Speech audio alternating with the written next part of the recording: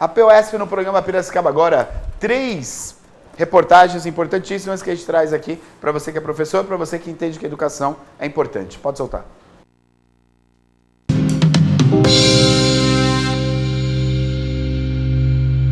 Com mais de 12 milhões de desempregados no Brasil, de acordo com o IBGE, a busca por emprego está mais difícil para todas as faixas etárias. Na sexta-feira, 8 de novembro, a presidenta da APOSP, professora Bebel, participou de seminário promovido pelo IANSP sobre inserção da pessoa idosa no trabalho contemporâneo. Quero agradecer muito a oportunidade de ter dado essa passada aqui. Eu estou indo lá para o Secult, que é o Congresso Estadual da CUT estadual. Nós vamos fazer grandes lutas, nós temos aí a luta no IANSP também, vamos acertar, né, as questões para poder pautar, né, Guilherme? Isso é luta nossa conjunta do funcionalismo, que eles empreendem também, e a gente poder fazer pelo menos algumas coisas favoráveis a nós, tá? Então, muito obrigada por tudo, né? Dizer que é mais um dia histórico aqui dos idosos, mas eu não considero vocês idosos, vocês são cheios de vida. Pois como o Mujica lá no Uruguai, né, se elegeu senador com 84 anos, eu acho que todos vocês aí tinham que sair candidato a alguma coisa. Um forte abraço, muito obrigada e um beijo no coração de cada um e cada uma, e obrigada pela recepção.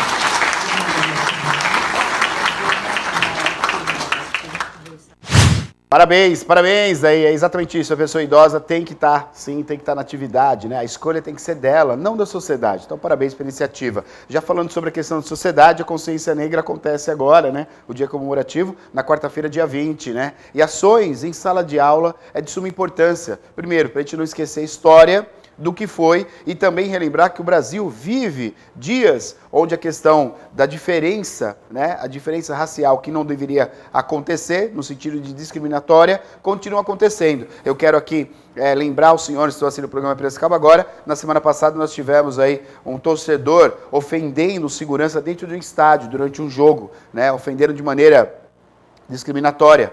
Então a gente ainda vive, sim, dias de muito preconceito, de muito racismo. Claro que a POSP, se tratando de educação, está aí apoiando, incentivando toda ação que é feita em sala de aula por parte dos professores. E essa matéria que eu quero mostrar para você, matéria da POSP, o trato da questão, né, valorizando, né, a questão aí do convívio permanente e único entre todos nós dentro da sala de aula. E, claro, falando sobre racismo. Vamos acompanhar, vai lá.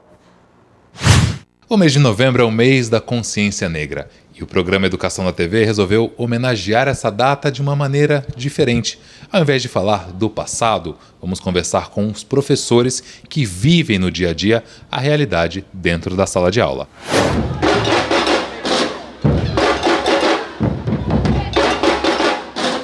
O racismo estrutura as relações e o racismo estrutura a sociedade, obviamente que ele também estrutura as relações institucionais.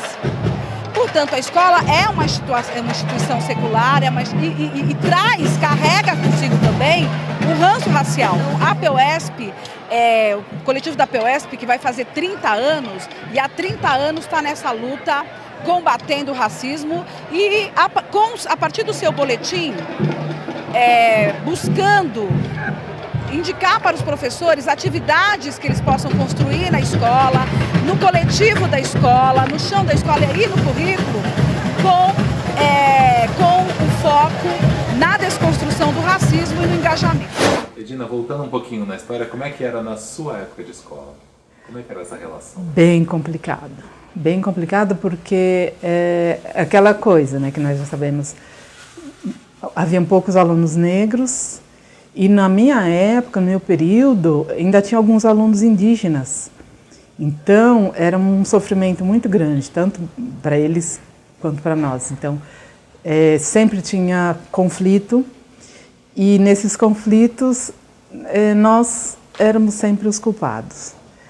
E no período das festas juninas nunca tinha par para as meninas negras, até um pouco tempo também isso vinha acontecendo, né? Agora algumas escolas já estão melhorando essa questão, né? Da questão do par porque as meninas negras são preteridas, né? Para a professora Edina, conscientizar os alunos sobre a questão racial é o caminho correto. Atualmente, eu sou a única professora negra na escola, né? E quando eu entrei, eu estou há pouco tempo, vou fazer 3 anos nessa que eu estou. E teve um estranhamento, né? Porque, pera lá, quem é ela? Tem os desafios que acontecem em qualquer situação, em qualquer... E eu fui trabalhando tudo isso, então é um processo de desconstrução constante. Aí, a partir desse posicionamento que eu tive, porque aí você tem que ser mais firme, né? Quando você ouve uma brincadeira, você interromper a aula e explicar o porquê, porquê não, o que acontece, o que é, o que significa.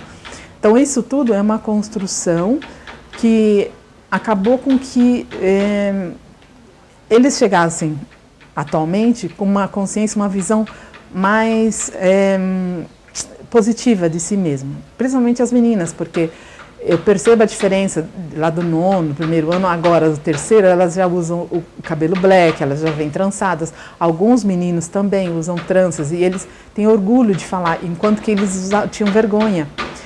Embora toda essa evolução, digamos, ainda não impede a evasão.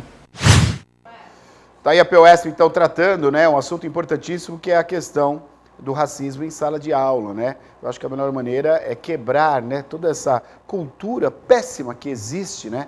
Volto a dizer, até o rapaz falou, eu não falei, eu não quis dizer isso. A questão que saiu, né? Saiu a frase, uma frase preconceituosa, uma frase racista. Estou me referindo ao rapaz no campo de futebol, no jogo, né, entre 2 times grandes, ele ofendeu um segurança. Então, está presente, sim. São ações como essa que a POSP aí apoia, encabeça, né? 30 anos na luta contra o racismo, a POSP levantou essa bandeira, quebrando esse tipo de preconceito em sala de aula, que acontece entre os estudantes, acontece lá fora na sociedade e através da escola, da educação, que isso vai quebrando esse ciclo, né? Péssimo.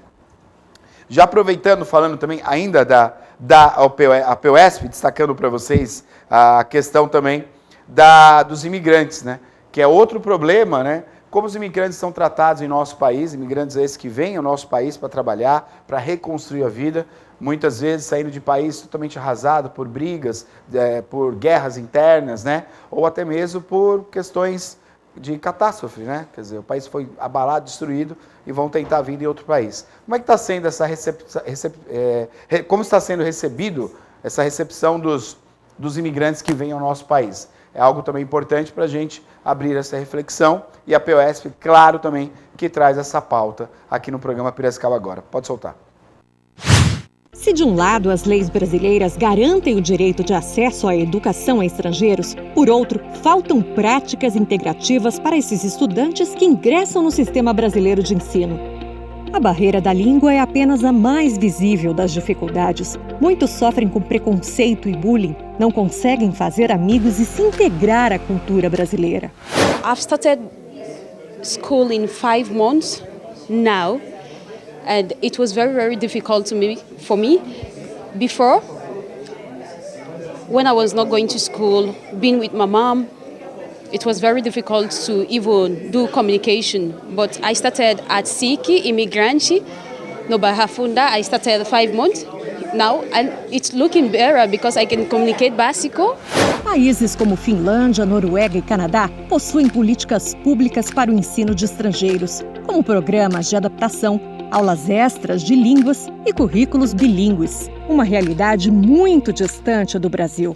Que muitas escolas, a primeira ação que pensa em fazer alguma coisa tipo feira cultural ou feira das nações, onde cada pessoa vai expor os elementos da sua cultura, né?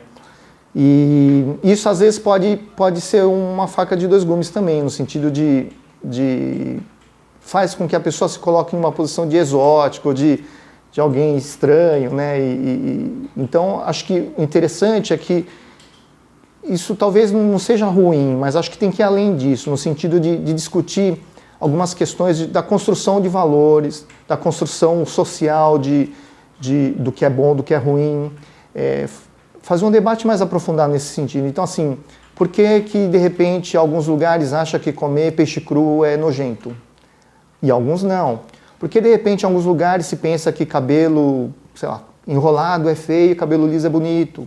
Acho que entrar em discussões nesse sentido, de desmontar essa questão das relações que se estabelecem, as relações de poder, a valorização, como são construídos esses valores socialmente. E acho que aí começa a se quebrar nessa questão e se relativizar algumas questões, e aí cria a possibilidade de uma relação mais tranquila.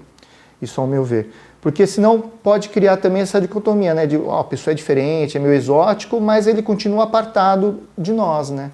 Não tem essa relação. E acho que essa discussão vai muito além da questão do imigrante, né? Que acho que envolve também a questão dos diferentes do padrão que talvez a sociedade adote dentro da escola, né? Uma maneira simples, mas bastante efetiva para integrar os imigrantes na comunidade escolar é a comida, como explica essa nutricionista, que já fez parte do projeto Cozinheiros da Educação. A questão da alimentação é muito sensível para o imigrante. Primeiro que é um dos maiores choques que eles têm quando eles chegam no outro país, porque a alimentação faz parte do seu dia a dia. Se eu não tratar isso de uma forma educacional dentro da sala de aula, pode virar um grande bullying. Tanto dele comentar algo que ele come e todo mundo começar a sacanear porque ele come aquilo de outra forma, ou às vezes um alimento que ele come de outra forma, por exemplo. Vou dar até um exemplo que a gente estava conversando, uma casca de mandioca. Como você come casca de mandioca? Aquilo pode virar um grande bullying, mas se a gente trazer isso, contando uma história, trazer isso para dentro da sala de aula como educação, por que come casca de mandioca naquele país, né? Vamos contar essa história, vamos olhar para a casca de mandioca, vamos descascar uma mandioca. Quando você traz isso para a educação, você reverte. E aquilo, ao invés de virar bullying, vira curiosidade, vira conhecimento, vira troca. Né? Então esse é o grande objetivo da escola, porque um aluno imigrante a gente precisa tanto integrar ele no sentido de trazer a cultura dele para que todo mundo conheça e ele se sinta acolhido naquele ambiente alimentar, mas também tem um ponto muito sensível que é como que ele vai se familiarizar com essa alimentação brasileira, que às vezes é muito diferente para ele. E a gente diz assim, eu não posso ter uma alimentação diferenciada para o imigrante, é importante que ele se integre, que ele passe a conhecer o hábito alimentar brasileiro. A POSP no programa Piracicaba Agora.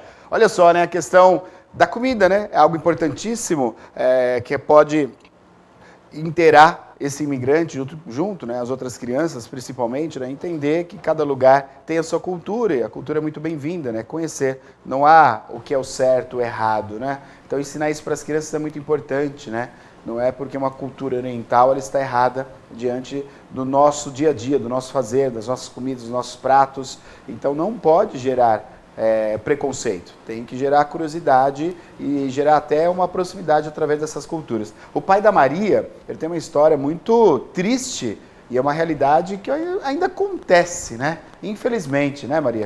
Neto, meu pai conta uma história que quando os tios, né, os pais, os tios vieram da Itália para cá, né, lá na imigração, eles foram para a escola e ele lembra muito, sempre contou durante a vida toda a história de uma tia dele que entrou, ela era muito pequenininha, criança, né, e claro, só falava italiano, chegou no Brasil sem saber uma palavra em português, né. Mas foi para a escola? Foi para a escola, mesmo assim, claro, em São Paulo.